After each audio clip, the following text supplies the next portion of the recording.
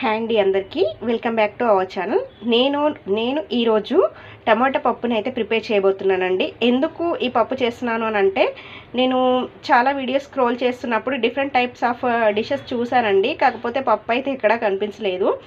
So పప్పు ఎందుకు చేస్తున్నాను అని అంటే, స్టార్టింగ్ కొత్తగా నేర్చుకునే వాళ్ళకి ఏంటి అని అంటే, వెజిటేబుల్స్ అవన్నీ కట్ చేయాలి కదా, పప్పు అయితే కడిగేసి కుక్కర్లో వేసేస్తే అయిపోతుంది కదా అని చెప్పి ఈజీ ప్రాసెస్ కదా అని పప్పుని చూజ్ చేసుకుంటారు.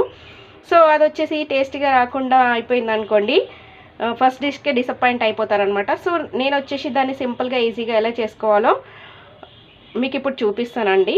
నాకు వచ్చింది నేను మీకు చూపిస్తున్నాను.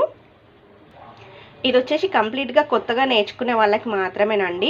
సో ఫస్ట్ వచ్చేసి ఒక గ్లాసు పప్పునైతే కందిపప్పుని ఇలా వాష్ చేసేసుకొని కుక్కర్లో వాటర్ యాడ్ చేసుకొని పెట్టుకోవాలండి. ఒక హాఫ్ అన్ అవర్ నానబెట్టుకుంటే సరిపోతుంది. ఇప్పుడు ఒక 4 మీడియం సైజ్ టమాటాలని పెద్ద ముక్కలుగా కట్ చేసుకొని మనం ముందుగా నానబెట్టుకున్నాం కదా, పప్పులోకి యాడ్ చేసుకోవాలి. ఇప్పుడు ఒక మీడియం సైజ్ ఉల్లిపాయని ఇలా పెద్ద ముక్కలుగా కట్ చేసుకొని దీంట్లో యాడ్ చేసుకోవాలి. ఇప్పుడు ఇందులో రుచికి సరిపడా ఉప్పు, 1/2 టీ స్పూన్ పసుపు, 1 టీ స్పూన్ కారం. ఇందులోకి నేను ఆల్రెడీ వాటర్ వేసి నానబెట్టాను కాబట్టి వాటర్ ఏం యాడ్ చేయట్లేదు. మీరు కావాలంటే కొద్దిగా వాటర్ యాడ్ చేసేసుకోవచ్చు. ఇందులో 1 టీ స్పూన్ ఆయిల్ కూడా వేసుకోవాలి. మూత పెట్టేసి 2 లేదా 3 విజిల్స్ వచ్చేంత వరకు ఉడికించుకోవాలి. ఇప్పుడు కొద్దిగా చింతపండుని గిన్నెలో వేసి నానబెట్టుకోవాలి.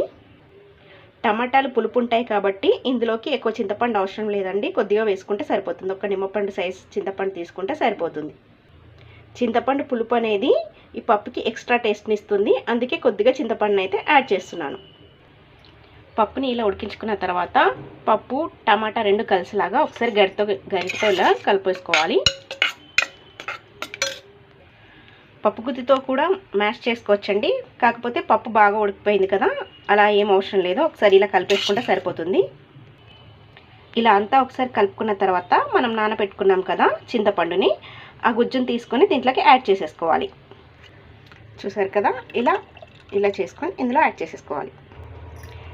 చింతపండు రసాన్ని యాడ్ చేసిన తర్వాత పప్పును ఒకసారి ఇలా కలిపేసుకోవాలి. పప్పు కన్సిస్టెన్సీ అనేది ఇలా పల్చగా ఉంటేనే బాగుంటుందండి, మరీ చిక్కగా ఉన్నా కూడా బాగుండదు. ఇప్పుడు ఈ కుక్కర్ని స్టవ్ మీద పెట్టి లో ఫ్లేమ్లో ఒక 5 నిమిషాలు ఉడికించాలి. పప్పు ఉడుకుతుండగా ఇంకొక స్టవ్ పైన బౌల్ అయితే పెట్టేసుకొని తాలింపు పెట్టేసుకోవాలి. ఇందులో 1 టేబుల్ స్పూన్ ఆయిల్ హీట్ అయిన తర్వాత ఒక 4 వెల్లుల్లి రెబ్బలు వేసుకోవాలి. ఇప్పుడు ఇందులోనే ఆవాలు, జీలకర్ర, ఒక 2 ఎండుమిర్చి, సన్నగా తరిగి పెట్టుకున్న ఒక పచ్చిమిర్చి, ఒక రెమ్మ కరివేపాకు. ఈ తాలింపుని ఒక 2 నిమిషాల పాటు బాగా వేయించాలి. ఇప్పుడు ఈ తాలింపుని పప్పులోకి ట్రాన్స్ఫర్ చేసుకోవాలి.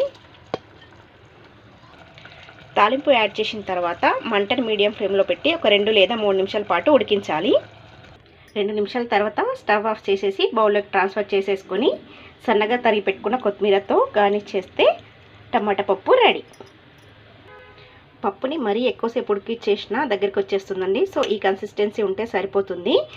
పప్పులోకి ఉప్పు, కారం, పులుపు కరెక్ట్గా పడినట్లయితే ఆ పప్పు అద్భుతంగా ఉంటుందండి. మనం టమాటా పప్పునైతే ఏ విధంగా తయారు చేసుకున్నామో అలాగే బీరకాయ పప్పు, సోరకాయ పప్పు, ఏ పప్పునైనా ఈ రకంగానే తయారు చేసేసుకోవచ్చు. కాకపోతే చింతపండు కొంచెం ఎక్కువ యాడ్ చేసుకోవాలి, ఎందుకంటే అందులో టమాటా యాడ్ చేయం కాబట్టి. సో పులుపు కోసం కొంచెం చింతపండు ఎక్కువ యాడ్ చేస్తే ఏ వెజిటేబుల్ అయినా ఇంతే పర్ఫెక్ట్ టేస్టీగా ఉంటుంది. మీకైతే ఇది హెల్ప్ అయింది అనుకుంటున్నాను. మీకైతే ఈ వీడియో నచ్చినట్లయితే లైక్ చేయండి, మీ ఫ్రెండ్స్కి, రిలేటివ్స్కి షేర్ చేయండి.